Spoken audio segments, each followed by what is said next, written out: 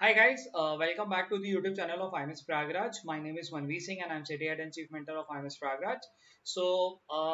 This particular video is for students who will be writing NMAT this year. In this video, I have covered the syllabus required to prepare for NMAT, the test taking strategy for NMAT, and also at the last I have covered couple of queries which I generally come across by the student who are going to write this NMAT paper.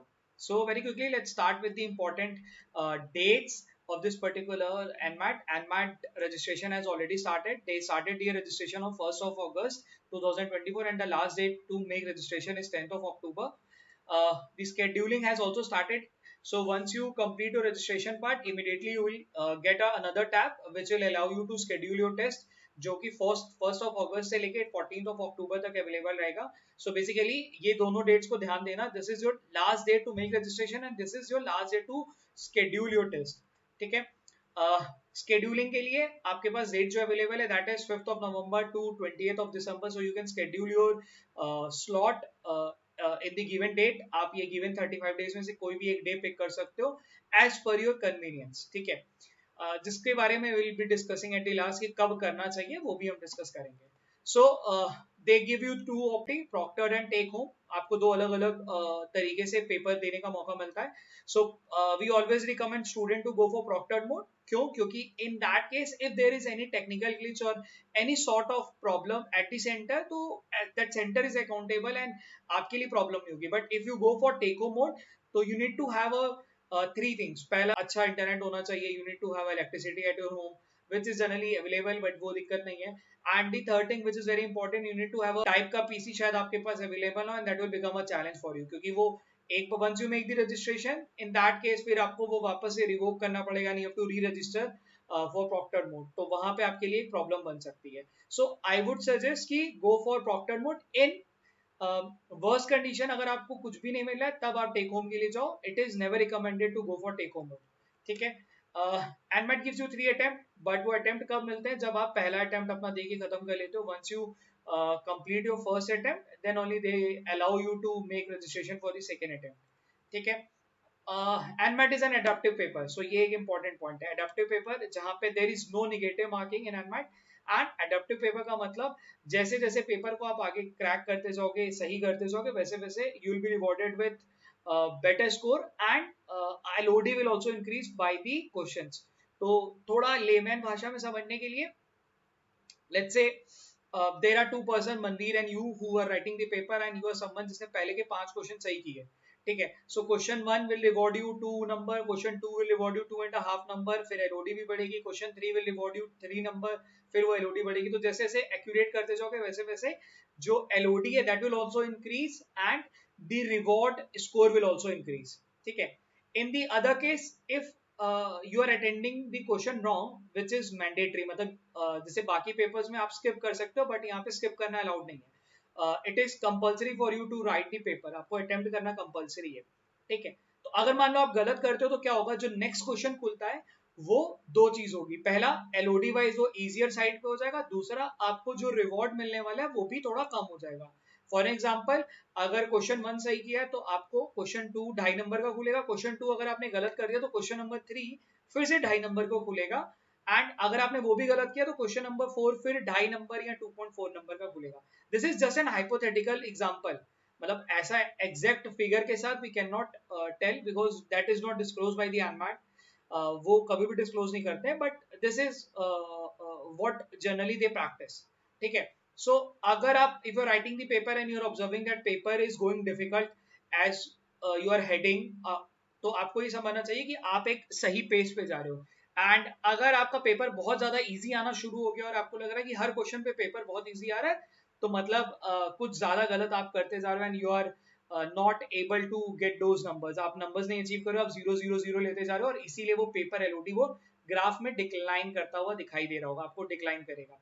And at the other side अगर आपका paper सही जा रहा है तो वो क्या होगा? ग्राफ आपका बढ़ता हुआ दिखाई देगा. ठीक है. सो एडेप्टिव टेस्ट का लॉजिक ये रहता है. Sectional preference allowed. तो basically NMAT is the only paper which allows you to make your preference of the section. So जैसे ही पेपर जैसे ही आपका पेपर शुरू होता है तो you have that window where you can make the preference that you want to go ahead, मतलब जिस भी प्रेफरेंस में जाना चाहते हो. Let's say you are someone who is very comfortable in VARC and you want to start with VARC, तो preference तुमने VARC, then followed by maybe logical reasoning and then quants, और जो भी order आपके लिए convenient हो. It is always suggested to go in the same order where CAT operates, because कहीं ना कहीं आपके मॉक आप देते देते देते देते आपका जो एक मेंटल एडेप्टेबिलिटी है वो उसी तरीके से बन चुकी हो, तो that really helps you. So we always recommend कि आप उसी फ्लो में या इसको भी दो, but you can also opt as per your convenience. मतलब कहीं पे भी वो एक फॉर्मूला नहीं लिखा हुआ है कि आपको ये करना है, आप इसको अपने कन्वीनियंस के हिसाब से भी कर सकते हो. ठीक है.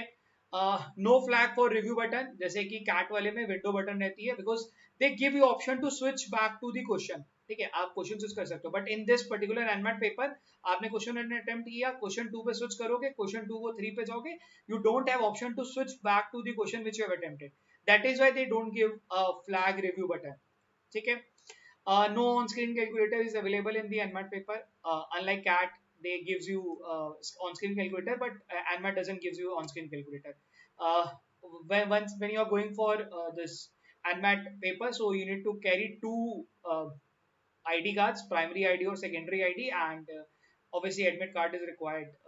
जो भी आपका admit card एक बार release होता है, तो admit card basically आपका, let's say if you have scheduled on 5th of November, तो आपको 1st November के पहले आपका admit card आपको मिल जाएगा. So जो भी आपकी scheduled window है उसके 3 से 4 वर्किंग डेज के पहले आपको they release your admit card, and that particular admit card would be released on the portal. So ऐसा है कि you have to make a registration on the website. Website कौन सी है? एनमैट बाई जीमैट करके आप गूगल सर्च कर सकते हो. GMAT is the same body which conducts GMAT also, and वहां पे आपको एक यूजर आईडी पासवर्ड आपका मिल जाएगा रजिस्ट्रेशन के बाद, और आप उसको लॉग इन करो, and on that log in you can make your registration, schedule कर सकते हो, रीस्केड्यूल कर सकते हो, सेकेंड टाइम स्केड्यूल कर सकते हो. वहीं पे आपको एडमिट कार्ड भी रिलीज होकर मिल जाएगा, एंड वहीं पे they will provide your the score card also. ठीक है. Let's jump to the another part, test structure. So ये जो है ये NMAT का 23 का टेस्ट स्ट्रक्चर है, where in total there were 108 question hours, and in total you had 2 hours to attempt all those 108 questions, which were equally divided into 3 sections: language skill test, which is your VARC; quantitative skills, which is again your quant; and logical reason, which is your LR. 36 question का section था, and sectional timing was 28, 52, 40. In total, it becomes 120 minutes. So this is a rough time idea which I have mentioned on the this particular slide. I would suggest you to take a screenshot of this thing, because ये चीज आपके काम आने वाली है. ठीक है. Quants में क्या क्या चीजें हैं जो पूछी जाती हैं, बहुत जल्दी उसके लिए डिस्कस कर लेते हैं. So basically quant section is further divided into 3 particular section. First is your mathematics. ठीक है. Second is your data interpretation. Third is your data sufficiency. The data sufficiency में it is again question based on arithmetic and number. So this particular test structure का जो ये number breakup है, ये मैंने last year के NMAT के paper से उठाया हुआ है, एंड जनरली यही रहता है थ्रू आउट एनमैट के स्लॉट्स में. हर जगह पे रफली यही था. मतलब कहीं पे you can find that there are 22 की जगह पे 23 मैथमेटिक्स क्वेश्चन, एंड 8 की जगह पे 6 DI क्वेश्चन, एंड 6 की जगह पे 4 डेटा सफिशिएंसी क्वेश्चन. ऐसा ही रहता है, बट मोर और less it remains same. And in the mathematics question, it is further divided into 4 section. No geometry asked, मतलब यहाँ पे देख सकते हो, I've already mentioned. अर्थमेटिक का वेटेज बहुत हाई रहता है, like questions on SICI, profit loss, percentage, partnership, time and work, TSD, ये सारे क्वेश्चंस आपके रहते ही रहते हैं. इन दिस पर्टिकुलर ये जो मैंने ब्रेकअप लिखा हुआ है, ये एक पर्टिकुलर सेक्शन का लिखा हुआ है. ये डे 1 का जो एनमैट का स्लॉट था उसका ये लिखा हुआ है. ये जो मैंने यहाँ पे मेंशन करा हुआ है. सो ऐसा है कि उस पर्टिकुलर स्लॉट में TSD नहीं पूछा, but in general they ask TSD. So you need to prepare arithmetic अगर आप एनमैट के लिए प्लान कर रहे हो. इसके अलावा you need to prepare for modern mathematics. Modern mathematics में PNC, प्रोबेबिलिटी, लॉगरिथम, ये तीनों सेक्शन आते हैं, एंड तीनों मॉड्यूल्स आते हैं. एंड जो LOD है वो इजियर साइड पे रहती है, because NMAT is moreover a speed test. So आपको जल्दी करना होता है, तो जो क्वालिटी ऑफ क्वेश्चंस है वो कैट लेवल के नहीं होते, कैट से थोड़े इजियर साइड पे होते हैं. ठीक है. एल्जेब्रा में दे वो क्यूबिक इक्वेशन, एल्जेब्रिक फॉर्मूले के क्वेश्चन थे, नंबर्स, बेसिक नंबर की प्रॉपर्टीज और फैक्टर्स, HCF, LCM, डिविजिबिलिटी पे क्वेश्चंस हमेशा रहते ही रहते हैं. DI स्टैंडर्ड DI रहती है जो कि कैलकुलेटिव रहती है, that really takes your time but you have to attempt because that is calculative but at the same time it is very rewarding because जो LOD है वो इजी रहती है, मतलब बेसिक DI के सेट रहते हैं जहाँ पे आप बेसिक कैलकुलेशन के बेसिस पे you can easily answer the question. So easy easy रहते हैं, मतलब आई वी ऑलवेज रिकमेंड कि इनकी DI हमेशा करनी चाहिए। So there were 4 questions on table and there were 4 bar graph or line graph to question, and there then the third section is your data sufficiency. This is something new for you if you are preparing only for CAT. अभी तक तुमने अगर CAT के लिए prepare किया तो data sufficiency तुम्हारे लिए नहीं है। तो basically data sufficiency के क्वेश्चन जरूर प्रैक्टिस करना शुरू करो if you are planning for ANMAT, and data sufficiency के जो जनरली क्वेश्चन है वो क्वेश्चन नंबर्स और अर्थमेटिक से पिक करके बनते हैं। सो वहां पे कुछ ऐसा रहता है कि आपको 4 स्टेटमेंट दे देंगे और वहां पूछेगा कि statement 1 is required to make the answer, question number sorry statement 2 is only required to make the answer, none of the statement will be able to answer, या either of 1 or 2 will be able to answer, कुछ ऐसे वो statements रहते हैं। ठीक है, so you can practice those data sufficiency, वो रहते हैं numbers और arithmetic के concepts पे। Second section is your logical reasoning. अब है क्या ना, logical reasoning is further segregated into 2 parts, non-verbal reasoning and verbal reasoning. So non-verbal reasoning it is like जो CAT में आती है, not that level but CAT वाली लेवल की नहीं, बट कैट में वो चीज आता है, लीनियर अरेंजमेंट आप कैट में पढ़ते हो, ग्रुपिंग एंड कंडीशनलिटी आप पढ़ते हो। Now these are the topic which you really don't read in the CAT, मतलब कैट के लिए आप नहीं पढ़े हो, तो सिक्वेंशियल आउटपुट कैट के अंदर नहीं पूछा जाता है, बट यहाँ पे सिक्वेंशियल आउटपुट के क्वेश्चन रहते हैं। देन लॉजिकल पजल और न्यूमेरिकल पजल वेन डायग्राम के क्वेश्चन रहते हैं, जहाँ पे आपका blood relation and family tree के टॉपिक्स भी रहते हैं। देन कोडिंग एंड डिकोडिंग के टॉपिक्स है जो कि यहाँ पे रहते ही रहते हैं। So these are some of the topics which comes under the puzzle part. Numerical puzzle में अगेन कोडिंग आपका सीरीज एंड सीक्वेंस वाले क्वेश्चन, जहाँ पे you have to identify the wrong series और ऑड वन आउट, या you have to complete a numerical series, वो वाले puzzles रहते हैं। लॉजिकल पजल में जहाँ पे वन लाइनर पजल्स होते हैं, या आपका blood relation and family tree के क्वेश्चन होते हैं। बस ये चीज को ध्यान रखना, ये जो मैंने टोटल 4 बोला हुआ है मोस्टली ये स्टैंड अलोन क्वेश्चंस होते हैं, यहाँ पे वो सेट बना के नहीं पूछता है।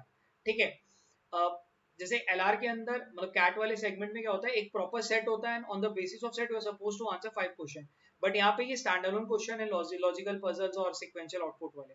ठीक है, and the other section is your verbal reasoning. Basically verbal reasoning का आप काफी हद तक पढ़ रहे होगे फॉर योर कैट ऑल्सो। यहाँ पे आपका इम्प्लिसिट स्टेटमेंट्स के question, strong argument weak argument के क्वेश्चंस, बेसिकली क्रिटिकल रीजनिंग के क्वेश्चन, कोर्स ऑफ मेकिंग के decision making topic, syllogisms, reverse syllogisms, ये सारे टॉपिक्स हैं जो पढ़ना आपको पड़ेगा for NMAT. So basically start practising word association, तो क्योंकि आपको सिलॉग्स और रिवर्स साइलॉग्स भी पढ़ने हैं, तो वो टॉपिक को भी प्रिपेयर करना शुरू करो। ठीक है, क्रिटिकल रीजनिंग ऑब्वियसली आप पढ़ रहे होगे कैट के लिए, तो that is not a big concern for you, but these are some of the topics which you need to start preparing if you are looking for ANMAT. Then third section is your language skills. Language skills में क्या होता है कि 2 RCs आती हैं, जहाँ पे 2 passages with 4 questions, तो total there are 8 questions on RCs and 28 questions on verbal ability. CAT के अंदर तो ये गेम उल्टी होती है, 16-8 की होती है, बट एनमैट में since it is a speed test, तो वहां पे आपका जो वर्बल एबिलिटी का जो कंट्रीब्यूशन है वो ज्यादा रहता है। सो you can see in last year 28 questions were asked on the verbal ability, which had para jumbles, which had analogy, which had fill in the blanks, vocabulary based, ठीक है, which has spot the error, grammatical वाली चीजों का वो पकड़ने के लिए रहता है। देखो ग्रामर पे 2 से 4 क्वेश्चन और 6 से 7 question, so in total there are 10 to 12 questions specifically on grammar part, and filling the blanks which is again a word association problems. तो ये कुछ चीज ऐसी हैं जो कि आपको कैट में आपने प्रिपेयर नहीं की होती, बट एनमैट के लिए यू हैव टू स्टडी। ठीक है, so this is how the all the 3 sections are segregated in further subsections. So I have mentioned all the topics which majorly comes in the NMAT exam. Maybe मेरे कुछ topics छूटे हैं, but roughly I have covered all the topics or I have mentioned in this video. ठीक है, once you complete the test, जैसे ही आप test complete करते हो आपका स्कोर कार्ड इमीडिएट आ जाता है, जैसे कि कैट है, जैट है, स्नैप है, वहां पे स्कोर कार्ड आपका कुछ दिन के बाद रिलीज होता है, बट इन एनमैट जैसे ही आप स्कोर सबमिट करते हो तो आपको कुछ ऐसा विंडो आ जाती है जहाँ पे आपका डेट ऑफ टेस्ट, आपकी रजिस्ट्रेशन आईडी, जीमैक आईडी, आपके क्वांट्स में कितने हैं, लॉजिकल रीजनिंग में कितने, लैंग्वेज स्किल्स में कितने, in total what is the score which you have achieved in this particular test. ठीक है. So this is how the entire test pattern, paper pattern goes. ठीक है. This is the last year cutoff. Last year cutoff was 234 and this was just in cutoff. अगर हम कहें कि कितने पे conversion आया था तो 250 was a score where people got final call for MBA core program and 246 245 पे we have seen कि HR भी convert हुआ है लोगों को. Of late convert हुआ था but हाँ 250 would be a very good score for you to convert the calls in the first list. For other programs, the scores are already mentioned. I would suggest you to take a screenshot of this window. आप ये window ले की screenshot ले सकते हो and keep it with you for your references. ठीक है. अब आते हैं मेन पॉइंट पे कि भाई मेरी प्रिपरेशन स्ट्रेटेजी होनी क्या चाहिए. उसके पहले ना आपको एक चीज समझना पड़ेगा कि मेरे को पेपर कब लगाना चाहिए. सी आप ना जो कैट प्रिपेयर कर रहे हो, कैट के लिए आप एनमैट का 70% प्रिपेयर करते जा रहे हो, तो 30% का जो पार्ट है वो आपको अक्टूबर या सितंबर के 15th ऑफ सितंबर से थोड़ा थोड़ा थोड़ा करना शुरू करना पड़ेगा. दिन का आधे से 1 घंटा आपको इन्वेस्ट करना पड़ेगा for ANMAT because the syllabus which comes in the ANMAT is the same syllabus which also come in the SNAP. So if you are preparing for word association, so that will help you for ANMAT as and SNAP both the papers. If you are preparing for logical puzzles like वो blood relation, family tree, coding, decoding, series and sequences, sequential input and output, that will help you for both the papers. So ANMAT और SNAP का जो syllabus है वो more or less similar रहता है, तो वो दोनों पेपर के लिए आपको रिवॉर्ड करेगा. ठीक है. सो 15 सितंबर ऑनवर्ड्स आप क्या कर सकते हो, एटलीस्ट वीक का 2 से 3 घंटा इन्वेस्ट कर सकते हो. मैं ये नहीं कह रहा हूँ कि रोज पढ़ो, बट वीक का 2 से 3 घंटा इन्वेस्ट करो फॉर दीज सेक्शन, बिकॉज ये सेक्शन ऐसे हैं जो कि आपको एकदम से प्रिपेयर नहीं हो पाएंगे, that are going to take some time, specially for verbal reasoning वाला पार्ट. जो वर्बल रीजनिंग वाला पार्ट है वो थोड़ा टाइम लेता है. ठीक है. तो आपको वो प्रिपेयर करना पड़ेगा. अब ये डिपेंड करता है कि आप अपना जो शेड्यूल है वो कब करने वाले हो. Are you planning to schedule your NMAT before CAT? अगर हाँ, तो आपको वो सितंबर क्या मतलब फर्स्ट ऑफ वीक ऑफ सितंबर से करना शुरू करना पड़ेगा. अगर आप कैट के बाद प्लान कर रहे हो तो आप 15 सितंबर से लेके 15 नवंबर तक करो, फिर 10 दिन के लिए छोड़ देना, फिर कैट के बाद फिर से करना शुरू कर देना. ठीक है. कुछ ऐसा आपको प्लान करना पड़ेगा. तो सबसे पहला चीज, आपको ऐसे topics which I have already mention in previous slides, आपको ऐसे टॉपिक्स को आइडेंटिफाई करना पड़ेगा which don't appear in the CAT, and उन पे रोज का आधा घंटा 1 घंटा इन्वेस्ट करना पड़ेगा. मतलब make a plan that you will be investing around 3 to 4 hours in a week. उससे कम कुछ भी नहीं चलेगा. And there are very small topics यार, बहुत छोटे टॉपिक्स हैं. दिन का 4 मतलब हफ्ते का 4 घंटा 3 घंटा अगर तुम इन्वेस्ट करते हो, that is good time for you to prepare yourself for एडमेट एग्जाम. तो वो आपको काफी हेल्प करेगा. अब दूसरी चीज, ये एक बड़ी प्रॉब्लम है जो लोग करते हैं, मतलब व्हाट दे डू इज कि जब तक कैट है ना तो ऐसे चीजों पे ज्यादा टाइम इन्वेस्ट कर देते हैं जहां पे जिनका वेटेज बहुत कम है, खासकर क्वांट के सेक्शन में, और वहां पे एनमैट में भी 1 या 2 क्वेश्चन आते हैं. तो 1 या 2 क्वेश्चन आते हैं तो डोंट ओवरडू. मतलब ये नहीं कि अब मैं 2-2 3-3 दिन उसी को पढ़ने में लगाऊं. क्यों?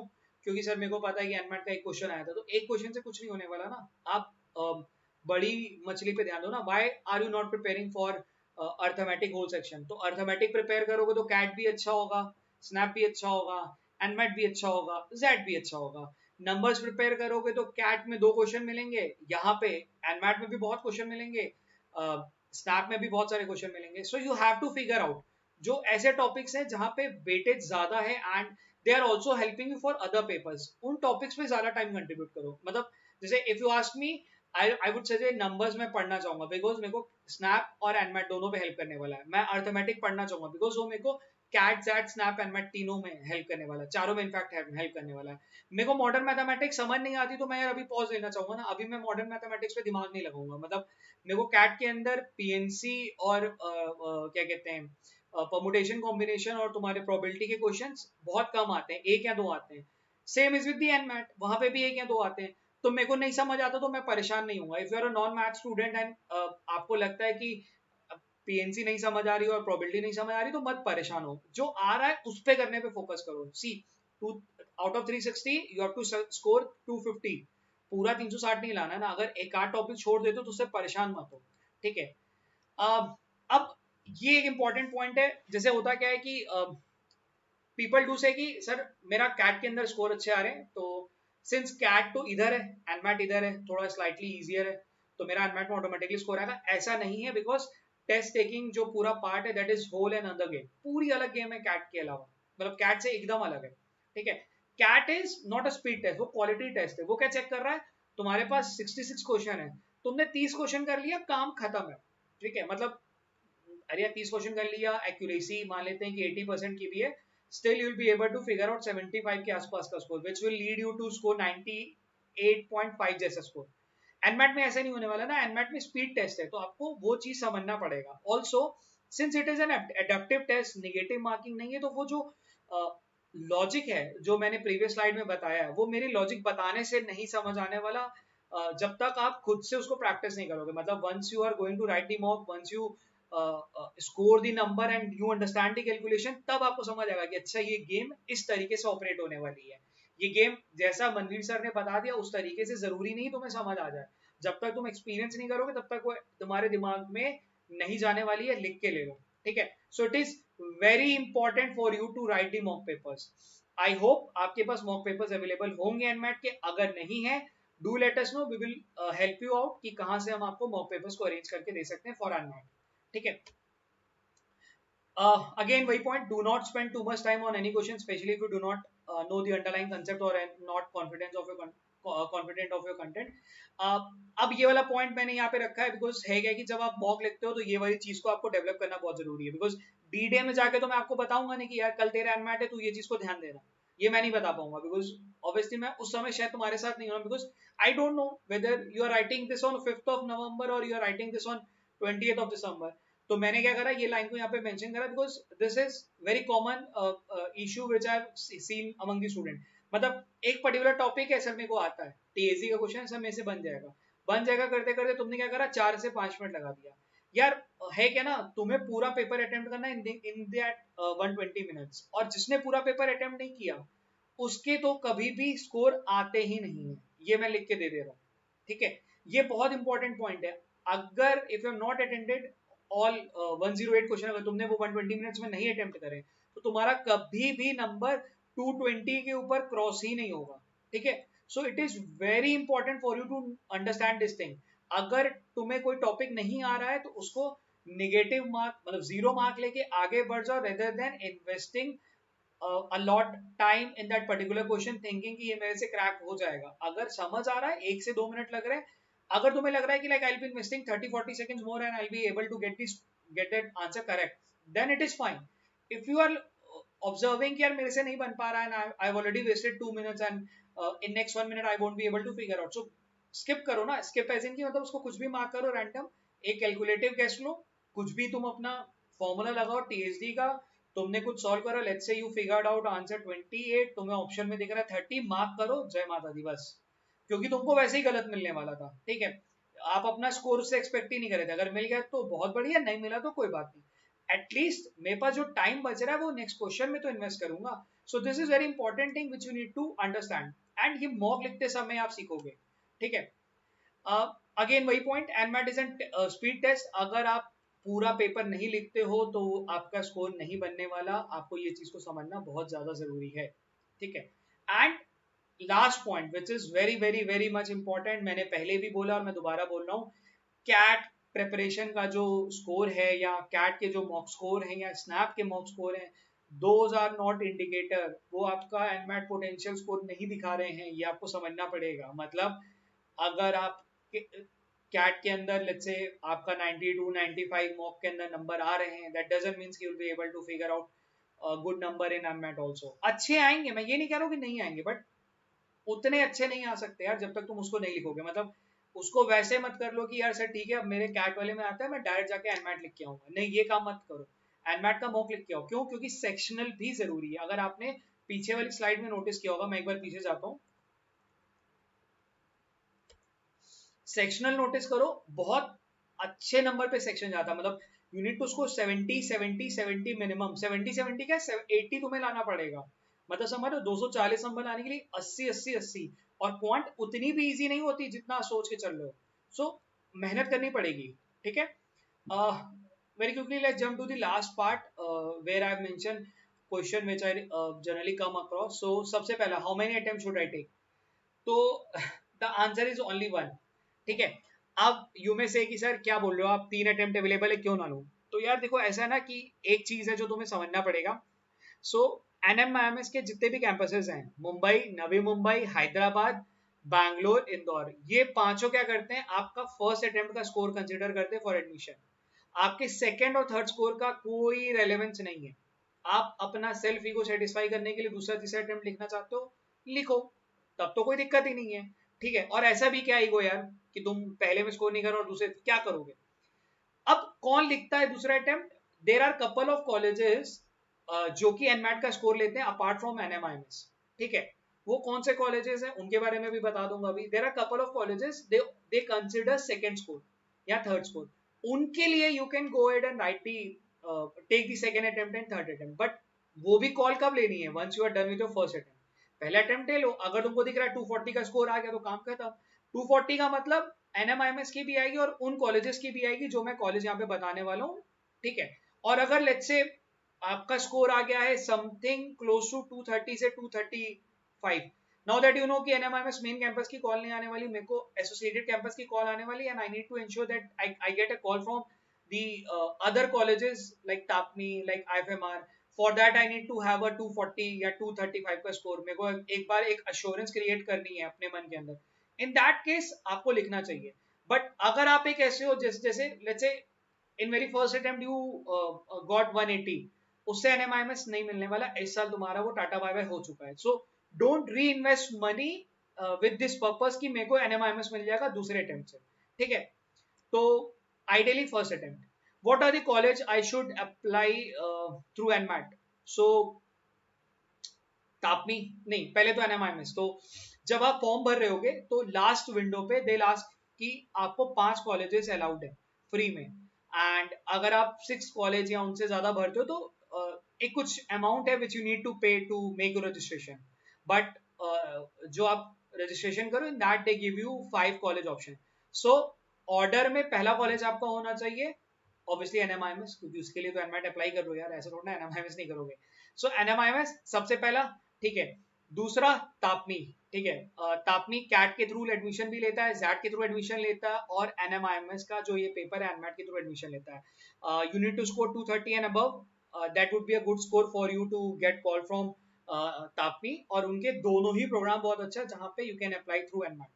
ठीक है, third is your third is your आपका केजे सोमैया। केजे सोमैया मुंबई, ये एक ऐसा कॉलेज है जहां पे आपका कैट के थ्रू, जैट के थ्रू, सीमैट के थ्रू, एनमैट के थ्रू, MHCT के थ्रू, पांचों एग्जाम्स के थ्रू they take admission, and if you are going through NMAT you need to score as good as 225 या उसके ऊपर का score would be sufficient for you to get call, and 230 का स्कोर एक अच्छा स्कोर होगा टू कन्वर्ट डी कॉल। ठीक है, देन थर्ड XIMB, जेवन इंस्टीट्यूट फॉर मैनेजमेंट भुवनेश्वर, उनका जो HR प्रोग्राम है उसके लिए, उनका जो HR प्रोग्राम है उसके, if you want to get into that college you need to apply through CAT, XAT and NMAT का, for only for HR program, not for the BM program. NMAT में you need to score 225 का score. ठीक है, and last college should be IFMR Chennai, which is known for finance, and IFMR Chennai takes admission through CAT, ZAT, CMAT and NMAT। तो ये 5 pick हैं जो मेरे को लगता है कि किसी इंडिविजुअल को भरने चाहिए।